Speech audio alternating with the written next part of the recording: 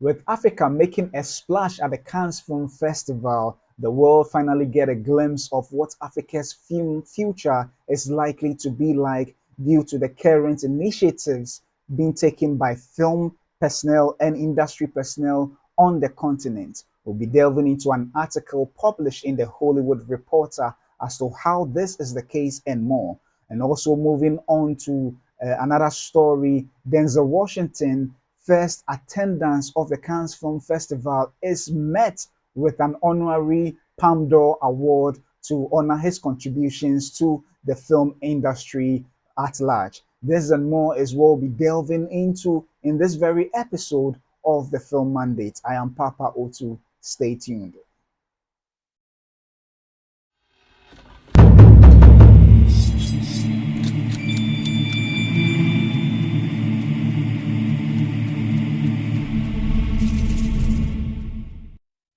Welcome back to another exciting episode of the Film Mandate. I'd like to thank you all for joining me for this very episode, episode 43. And this week being a week, being a week where we are having news from the Cannes Film Festival, I thought I would double down into more stories from that event. And it's exciting to be hearing such wonderful, with the world turning its lens to Africa. It's such a wonderful attention to receive from the the films that are being presented from this continent. So I thought I would delve into it further. So moving on to our very first story, we Hollywood Reporter has published an article concerning Africa's film future. And here it states that Cannes showcases Africa's film future. This is an article which was written by Kevin Cassidy, published on May 16th. And the stories in there is quite interesting and necessary that we discuss it in this very episode. So I read, with Netflix and Amazon cooling on content investments in the region, African filmmakers are forging new models of independence and collaboration. We've had to figure out how to do it on our own. African cinema has arrived in Cannes determined to blaze its own trail amid signs of a slowdown in investment across the continent from the world's leading streamers. Leading the way is Akinola Davis Jr.'s drama My Father's Shadow, an uncertain regard contender that's been touted as the first Nigerian film ever selected for Cannes' official lineup. The continent's vast array of location options, meanwhile, is being showcased thanks to the Cameroon set police thriller Indomptables from French director Thomas Ingijol, part of this year's Directors Fortnight lineup. The much anticipated Nigerian historical fantasy Osamide will also have its world premiere at the festival, screening at the Marche du Films Pavilion Afrique on May 17th. And its makers believe the message Africa collectively wants to share is that the continent remains open for business. During the pandemic era streaming boom, when the legacy studios joined Netflix in a race to boost subscriber counts, Africa, with its young demographics and large populations, was frequently touted as a promising growth market. But in the post pandemic reassessment of streaming, when revenue per user became Wall Street's preferred metric for assessing success in the sector rather than sub growth at any cost, US studios and platforms began speaking much less frequently about their original content ambitions in Africa. We've already realized that we want to tell authentic African stories and we don't want to tell them just for local audiences, says Osamide's Nigeria based director James Omokwe. So Cannes is one of the first places we want to go to. We want to go internationally for people to see what we've done, to see what's coming out of Africa, and to see our first moves out of, the rubble of the streaming investment slowdown. Set against the backdrop of the 1897 British invasion of the Benin Kingdom, Osamide follows an orphan girl who happens upon supernatural powers, with the filmmakers promising a genre blending epic that mixes myth, magic, and resistance. The stage to screen production is being driven by executive producer Lillian Olubi's Gold Lilies Productions, and it has been picked up for domestic and regional distribution by Now Entertainment. The move to premiere the film at Cannes is designed to showcase it on a more international stage. In the beginning, we were having conversations about how we'd probably take the film to streamers. Simple, says Omokwe. But now we've had to figure out how to do it on our own. It's now like you are reinventing the wheel, innovating new ways to distribute a film and make money because, as it is, there's no standard chain value. So we are all just trying we are all just trying our best to see how it works. Amazon Prime's decision last year to cease operations in Africa sent tremors across the continent's content industries. The move cut investment in original content along with the momentum in the sector for mergers and acquisitions. Multiple industry insiders tell THR, asking not to be named to protect relationships and future opportunities, that they believe Netflix was implementing a slowdown of its investments in the region too. But the Californian based streaming giant is still spending more on African content than its peers. African titles in the works from Netflix include new seasons of the popular series King of Joburg, Season 3, and Fatal Seduction Season 2. The company also has an ongoing partnership with the Johannesburg based production banner Bent Onion, Seriously Single. Back in March, on the sidelines of the Joburg Film Festival, Netflix's VP content in the Middle East and Africa, Ben Amadassan, remained bullish about the streamer's prospects in the region. We have seen firsthand the power and impact of African stories, not just on the continent but across the world. Ahmad Hassan said at the event, the global audience is hungry for authentic, bold, and fresh African narratives, and Netflix is committed to ensuring those stories reach and resonate with millions of entertainment fans worldwide. Our approach is simple. We want to invest in the best African talent, collaborate with amazing local creators, and continue expanding the frontiers of what's possible in African storytelling. On paper, at least, prospects for the region appear full of promise. Some big names have rallied to the cause, with London-born The Wire and Luther star Idris Elba last year announcing plans to set up studios across the region, starting in Tanzania and on the semi-autonomous island of Zanzibar.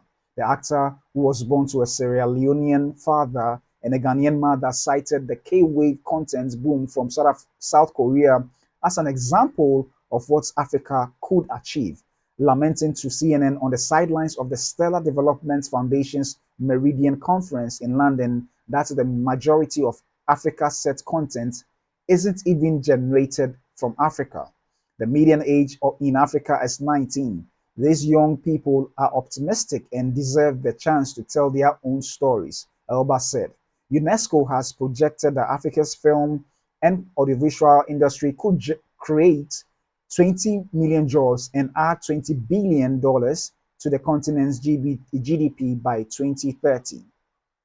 Lagos-based media mogul Mo Abudu, founder and CEO of the Ebony Life Group, is well aware of these prospects and of the potential for African content and talent to expand its global reach. I'm very excited about the fact that we need to create our own distribution channels, our own distribution networks, she says. We need to find ways to fund our own productions. I'm excited about building that ecosystem around funding, distribution, and production. We are working on a $50 million film fund that African filmmakers can draw from by the end of the year. We are looking at budgets between $2 million to $8 million.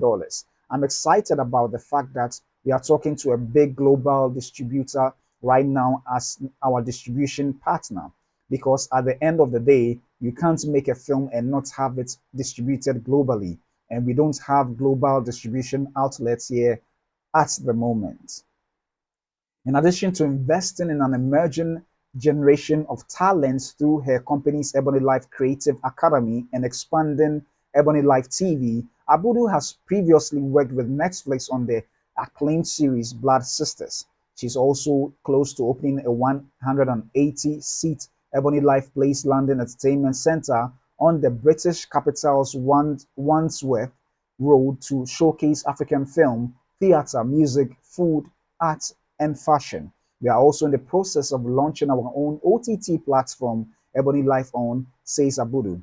We will start small, we will build, but I do believe that it's important to take these baby steps and go and to get out there and to start creating some momentum. We can't keep waiting on anyone else to do this for us.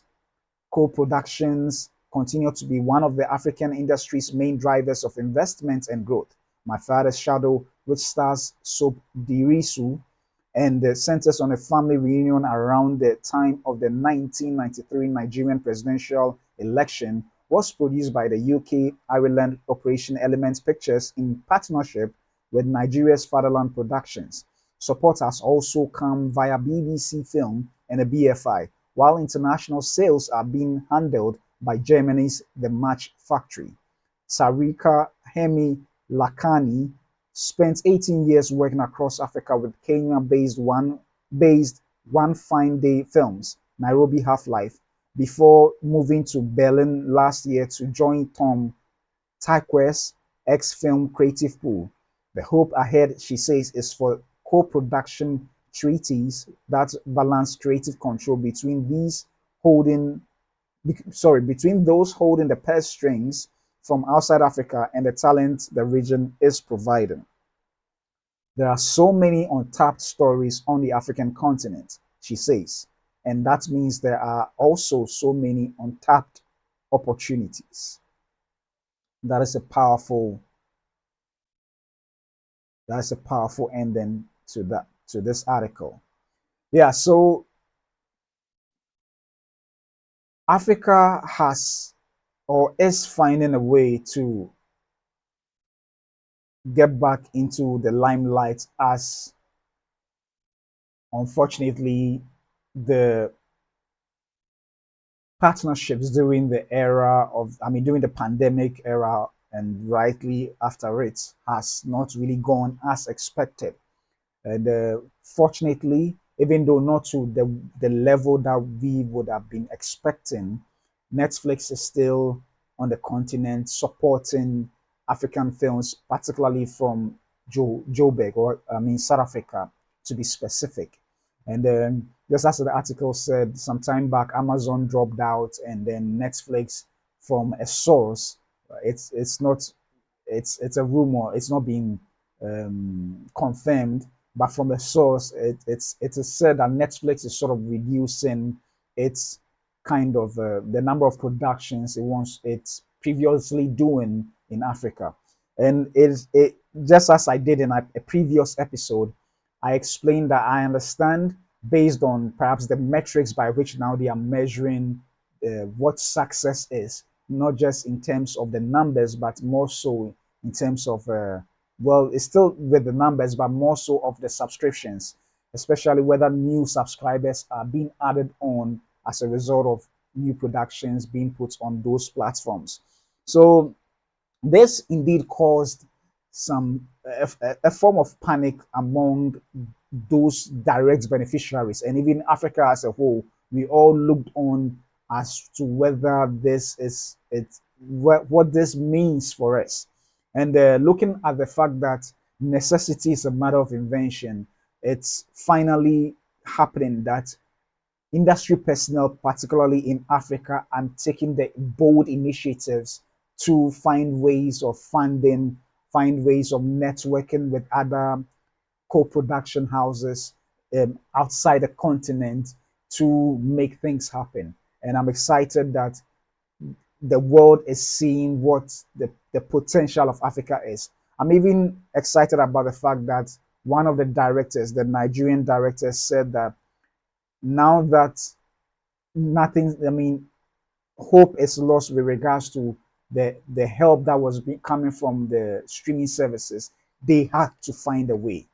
They had to find a way, and I'm excited about the fact that yes, they, instead of putting the film they made on or looking for the opportunity to put it on a streaming platform, they went a step further to ensure that it participates in the Cannes Film Festival. And my hope is that it doesn't even stop there.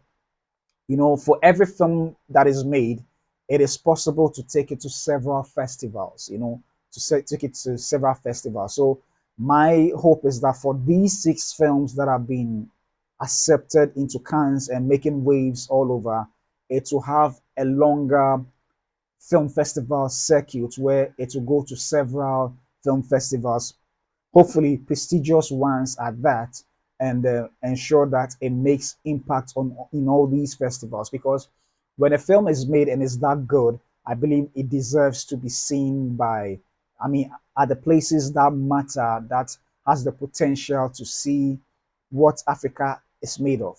And I'm excited about the fact that the article mentioned that Idris Elba himself noted the potential that Africa wields, even to BBC doing its own research to point to the fact that if the structures are put in place rightly, the Africa stands to make about or create about 20 million jobs on the continent alone, plus making $20 billion to add to Africa's GDP as a whole.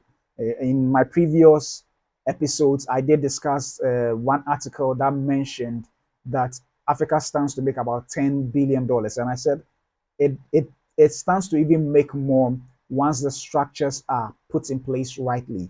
And it looks like the world is noticing the potential that Africa wields. I even believe that once the structures are put rightly in place, the potential or the growth of the film industry in Africa is just limitless. It's just limitless. And it is exciting to hear that industry players all over, particularly from Nigeria, you have Mo Abudu, you have Idris Elba coming in from UK, and let's say Hollywood, all coming to help build the industry in Africa. The potential in Africa, just as the last quote said, is clearly untapped. It's clearly untapped. If the world will really lend the support needed to build the industry, they would understand how ripe the industry is in Africa. And I'm excited about the fact that we are no more waiting as a people for external help. No, we are no more waiting for as a people for external help. It doesn't mean that we won't welcome investments. More investment is welcome, and I believe that because looking at even Idris Elba's initiative, yes, it's an initiative from partly from external sources and also from the mainland Africa. So yes, investments to whatever tune of amount is most welcome on this continent. But I'm glad that as a people, we are not just waiting for investment to come before we create or tell our stories on the silver screen. And I'm excited that places like Nigeria, Nollywood is taking the initiative. One also from Cameroon and all the other places, they are taking bold initiatives, not just to make movies that would entertain Africans on the continent or in the diaspora, but also make sure that it goes out to the world to entertain the world at large. Because stories are universal, and therefore, if it's sent to the right places, would entertain everyone that can relate to those stories being told on the silver screen. And I'm excited about this. The future for Africa is for African films to be specific is glorious. It's glorious. Perhaps we will end up having our own golden era of filmmaking in Africa sooner than later. And these six films, I believe, is just the beginning of films that are going to troop in all film festivals worldwide, not just in sparse terms that this year we have six and the next year we may not even represent at all. I know that looking at how things are going now, it looks like a renaissance of the African cinema happening right, right in front of our eyes, right in front of the world's eyes. And I'm excited that as a people, we are taking the bold steps to say that, listen, whether we have the streaming services or not, whether we have the distribution platforms or not, we are going to create a way. We are going to make a way where there seems to be no way. So I'm excited, and I'm happy that Africans from all over, whether in the diaspora and on the mainland continent, are lending that support to make it happen. And even when you look at what some of the directors were saying, they never mentioned the country they are from. They all say Africa, even though it's made in specific countries like Nigeria, Cameroon. We all come to the table with Africa, the name Africa, because we understand that we are one people, regardless of these borders that seems to separate us. We are still one people, and so Africa time is now. I believe so, so much that Africa time is now with regards to the film industry. So yeah, this sums up my first story for this episode. And moving on, none other than Denzel Washington has been honored at the Cannes Film Festival with one of the highest awards possible, and that is the Palme d'Or or Palme d'Or, yeah, award. And Denzel Washington. This is an article published in Variety by Zach Schaff on May 19th, and it reads that Denzel Washington gets surprise honorary Palme d'Or at Cannes during Spike Lee's highest to lowest premiere. Yeah, and I read, Denzel Washington got a career-defining surprise at the 2025 Cannes Film Festival when he was awarded an honorary Palme d'Or at the world premiere of his latest film, Spike Lee's Highest to Lowest. The two-time Oscar winner was already having a historic festival, considering that this is the first time Washington has attended Cannes in his 50-year acting career. Ahead of the screening of Lee's latest movie, Cannes Festival director Thierry Frémaux uh, introduced a montage of Washington's films, including Malcolm X and Mo Better Blues, both directed by Spike Lee, as well as his Oscar winning performances in Glory and Training Day. Lee then presented the actor director with the honorary Palme d'Or. Lee was on stage for the special moment and handed off the Palme d'Or trophy to Denzel while calling the actor "my brother from another mother." Washington said that the honor was a complete surprise. The honor was a complete surprise. Directed by Lee, Highest to Lowest is an English language remake of Japanese director Akira Kurosawa's 1963 film High and Low. Lee's reimagining is set in modern day New York and stars Washington as a music mogul tied up in a life or death ransom plot. Superstar rapper ASAP Rocky appears as young felon, as an aspiring rapper who will stop at nothing to achieve his dream alongside Washington and Rocky. Highest to Lowest uh, each features Il Finish, Hadira, Jeffrey Wright, Ice Spice in her film debut, and then Dean Winters, John Douglas Thompson, Lachance,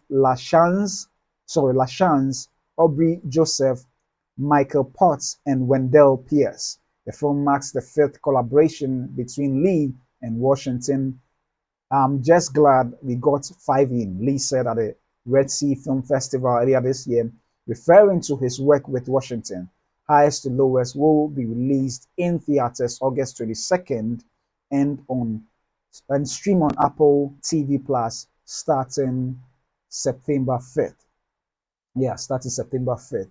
And what an honor done to Denzel Washington, seeing that this is his first time coming to the the Cannes Film Festival and being honored in such a manner. Indeed, it's really kudos to the Cannes Film Festival organizers for doing such a thing, because for particularly for the African, or yeah, the African community or the Black community in particular, you know, or the Black race. Denzel Washington, among many others, like uh,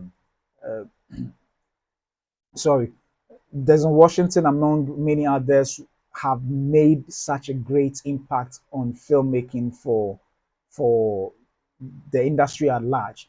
Particularly for actors, Denzel has been a shining icon. Sidney Poitier was one of the icons that impacted, a generation. And Denzel sort of bridged the gap between the old and the new and has impacted, filmmakers all over the world, both regardless of race, regardless of race. And Denzel is such an iconic actor, and not just that, but he's also a producer and a director. So it is such an honor, and particularly looking at the fact that he's looking at retiring after a couple of films. He's retiring from acting and will be focusing more on directing and perhaps producing. So it is indeed a, a, a good thing to see him being honored for his contributions to the film industry at large. And Palme d'Or is one of the highest honors that can be given anyone in the film space. And unfortunately, I think I didn't bring it up, but just to understand how precious this award is. It is only a few people that have received this award in about the 50th anniversary of this film festival in itself. It's just a few people, and the first was from 1997, given to Ingmar Bergman, who is a filmmaker from Sweden. Now, right up to 2025, you have barely, I think, just about 20 people who have received this award.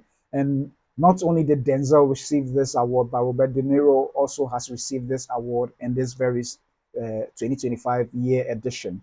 So it is indeed such a privilege to witness Denzel Washington being honored for his contributions to filmmaking worldwide. For some of us, films like Training Day, his performance in Training Day, um, Hurricane Carter, Hurricane Carter, John Kill, Malcolm X, More Better Blues, all these films that he made impacted us so much in seeing a leading man in one of our own, dazzling screens all over the world and pulling out performances that are undoubtedly one of the best ever. You know, in whatever film he does, it's so exceptional. I remember watching Fences, and the fact that he did those performances on the stage and brought it to the screen and delivered excellently alongside the phenomenal actress Viola Davis was something exciting to see. That was the master at his craft, more like a master class, trying to deliver a master class in acting and directing. I think that happened to be perhaps his second film, directorial, yeah, delivery. I think his first was The Great Debaters, if I'm not mistaken. Yeah, no, I think his first was Antoine Fisher, and then you had The Great Debaters, and then Fences as well. I'm sure in between he's also directed other things as well. But the ones that I remember in particular is Antoine Fisher, The Great Debaters, and then Fences. And in all those, but particularly for Fences, it did absolutely well in terms of directing. And currently, he's trying to bring August Wilson's play to the screen. So far, he's done Fences and Piano Lessons. I don't know which ones is going to follow yet, but there are quite a number of books or plays by August Wilson, which he which he has made his purpose to try to bring all these onto the silver screen, and is excited. So I'm really happy for him to have won this Palme d'Or award, and it is indeed something I believe that's going to inspire other Africans wherever they may be to also achieve such laurels for such recognition to be honored them where necessary. But indeed, so congratulations to Denzel Washington for winning for being honored for this Palme d'Or, and also I would say Spike Lee. I'm happy that Spike Lee has been able to pull this off once again. The fifth collaboration between these two. I mean, if I may remember, from Inside Man to Malcolm X, More Better Blues, he got Game, and then now Highest and Lows, Highest to the Lowest, which, as the article said, and it's a remake of High to Low by Akira Kurosawa, which happens to be one of Spike Lee's heroes in filmmaking. And Akira Kurosawa's films are exceptional, are exceptional. So for all those filmmakers who have been influenced by Akira Kurosawa, you can definitely tell that their films are of top-notch quality. So congratulations to Denzel Washington once again, and we are looking forward to watching Highest to Lowest when it finally releases in the cinema. So thank you so much for joining me for this very episode 43. I'll be coming your way again tomorrow with another episode. And also look out for my trailer reactions or reviews of the trailers to the 6 films that have been released in Cannes or that are showcasing in Cannes currently, so that we talk about it. I just wanted to highlight them, not necessarily to review whether the movie is good or not, but just to share light on these films, because I feel like for those on the continent, for these films to be at the place they are now, it is worthy of talking about it. So I'll be doing a basic review or reaction to the trailers, and then we'll take it up from there. So thank you so much, and I'll be seeing you soon with another episode of the Film Mandate. I'm Papa Otu. See you soon.